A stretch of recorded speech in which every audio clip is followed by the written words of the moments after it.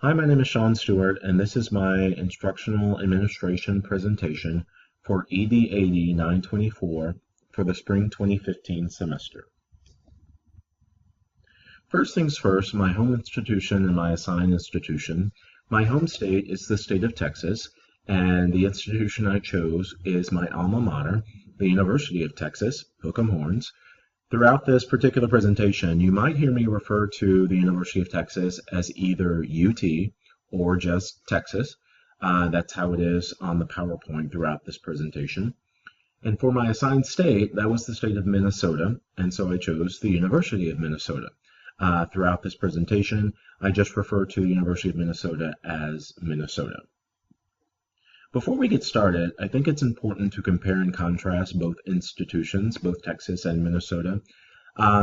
In getting assigned the state of Minnesota, I knew for a fact for my home state I was going to choose UT, but to choose the University of Minnesota, I thought was the perfect idea because both of these institutions are pretty much one and the same. They're both large institutions within their state, both established nearly around the same time. Look at their student enrollment, both around 50,000 students yearly, and the degrees awarded are even the same, with UT awarding about 12,000 degrees yearly and the University of Minnesota awarding about 12,400. Not only that, when you look at Texas and you look at Minnesota, these are both flagship institutions within their state.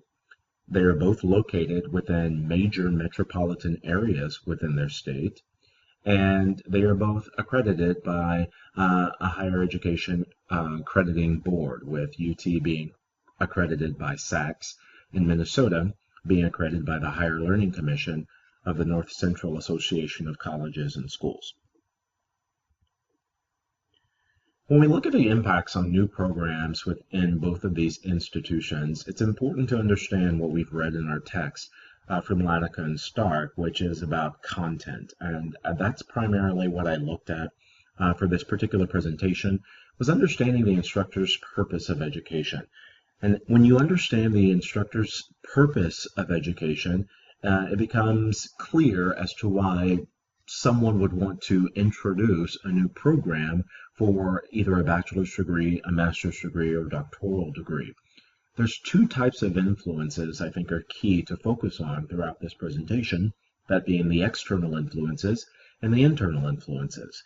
Looking at the missions of the university, what the general education requirements are for that particular university, and sometimes looking at the technological advances can help us understand how externally we can be influenced to create some sort of new degree or some sort of new program. In addition, looking at the mission once again, the type of institution, which if you take notice, both UT and Minnesota are research institutions, four-year degree research institutions, and looking at the budget can also be an internal influence when deciding to create some sort of new program for a particular degree.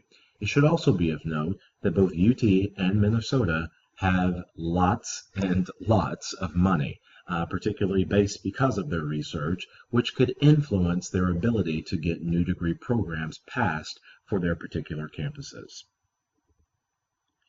We'll start with UT, new degree programs for Texas, and I broke down UT into external and internal, and you'll see here in a bit why that was not the case for the University of Minnesota. External requirements for Texas include being on board with the Texas Higher Education Coordinating Board. We lovingly refer to Texas Higher Education Coordinating Board here in Texas. If you're a faculty member or even an administrator, we like to call that the White House here in Texas. They control everything for the most part, and you cannot get anything passed without going through THECB first.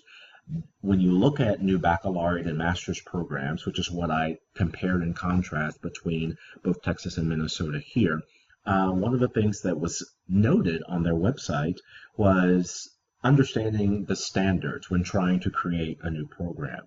Externally, the governing board for our state wants you to know that there's going to be a standard that we have set if you want to create a new program, and you must abide by this standard. And if you deviate from that standard, then you need to show some sort of justification as to why you deviated away from that particular standard. They broke this down into 4 key areas: that of need, quality, cost, and a program review. Looking at need and quality, you see there are some subsets or some subtenants underneath those. The job market, first of all, when looking at need, the Higher Education Coordinating Board wants people to know that if you're creating a new program, there needs to be some numbers there that state this new degree or this new program is going to lead directly to a job for your students. And if that's not out there, then there's no point in you creating this new program. Hence the job market. Not only that, what students are demanding that we create this new degree. The quality of the degree is going to be something that they want to look at, including its requirements. How does it fit within the core curriculum of the state of Texas? What is your core faculty going to be? Are they going to be tenured?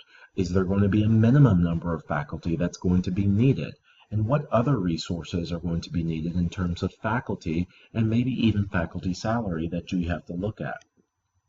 The cost and funding. They have this set up to understand that it should cost no more than $2 million in the first 5 years of this program. If you can justify that, then we will approve it. And you should be aware that we are going to be under scrutiny and review of your program during those first 5 years. Once you have clarified that, or once you have gotten that out of the way, then you can go to the paperwork that's on the coordinating board's website and sign this particular proposal that states that you have already gotten approval from your institutional and governing board, that there are adequate funds throughout the institution to cover this cost, that the first 5 years you are absolutely sure it's not going to exceed $2 million, and that it's a non-engineering program, which, FYI, I've been researching that like crazy, and I can't figure out why it has to be non-engineering. That's something I'm going to look at after this project. And that it's offered by a university of a health or a health-related institution. This is an example of the Texas Higher Education Coordinating Board process for a new degree. This was on their website. I thought it was important and imperative to put this in this particular project so that you see what's going on when it comes time to actually request from the state this new program. Internally for UT, there's lots of committees that need to go on. For UT, you have a submission form, and all of this takes place under the provost. You have a curriculum management committee, and the whole point of this particular committee is to get the proposer to start thinking strategically about this particular planning stage and what it takes to go through this planning stage. Then it goes from there to the faculty council, which I thought is very interesting. But then comes a list of about 15 requirements for the approval process for the University of Texas, starting at the departmental level and going all the way to SACS. And if you see throughout these 15 approval process, you're going from general faculty to educational policy committee. That's only if it's necessary. It's going through faculty council, the registrar, the provost has to approve this. So you're seeing all of these areas of who has impact and who has some sort of say-so over these new degree programs and this new instruction. And keeping in mind, this instruction is probably put together by some sort of faculty member. And it must be approved by the Higher Education Coordinating Board, the state board here in Texas, as well as SACS, the accrediting board for UT.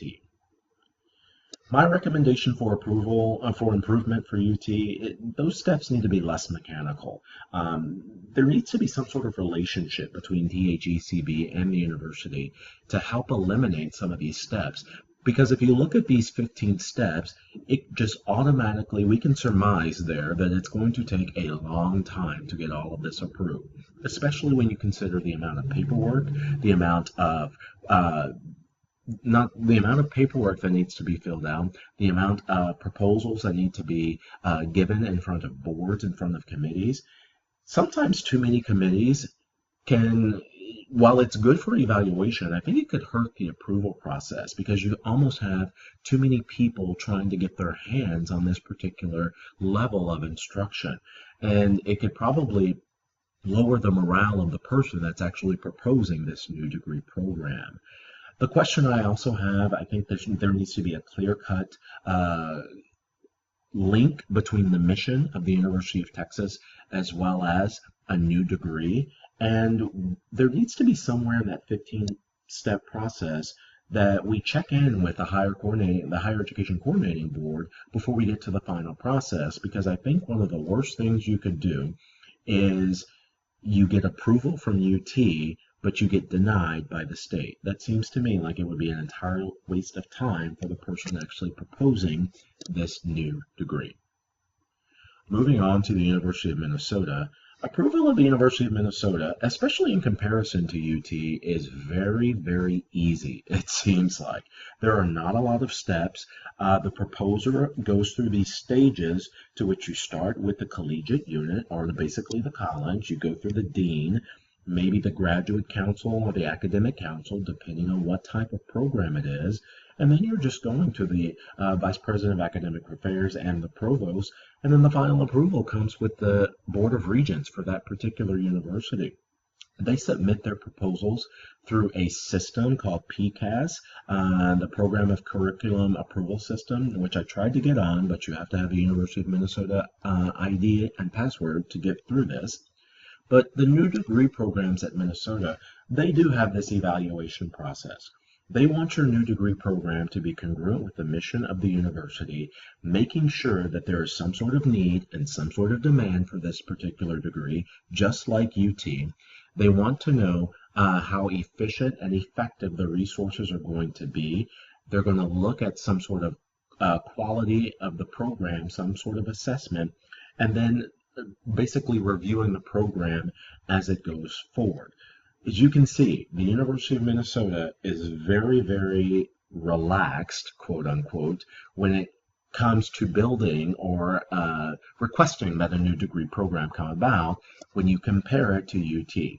UT has all of those steps, all of those committees that you have to go through, but the University of Minnesota does not.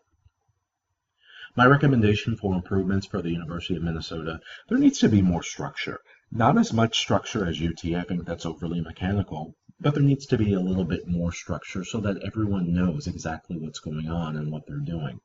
I would suggest that they create a website that's updated for faculty members to understand exactly how the process works, which is one of the things I liked about UT's website, is that it gave you the 15 steps in order for creating a new program and also for making changes to academic programs. The one thing I thought was very interesting is that there is no inclusion of the state governing board for the University of Minnesota. Basically, they have final approval if the Board of Regents signs off on this new degree program. Whereas at the state of Texas, or for the University of Texas, you have to have approval from the state and then get approval from SACS. Yes, you do have to have approval from the accreditation process for the state of Minnesota and for the University of Minnesota, but as far as their state governing board is concerned, they were nowhere to be found in this particular process. Because of that, I think there needs to be more specifics in their evaluation of this particular new degree program, as well as include some faculty members from the University of Minnesota as well, just to not only see what's happening throughout the university, but to probably give some insight, because there could have been faculty members that have tried to make new degree programs, and they could probably give insight as to how this is going to benefit the faculty of the university and how this is going to benefit the university as a whole, including its mission. That is my presentation for the instructional administration presentation between the University of Texas and the University of Minnesota. Here are my references, and I hope you enjoy.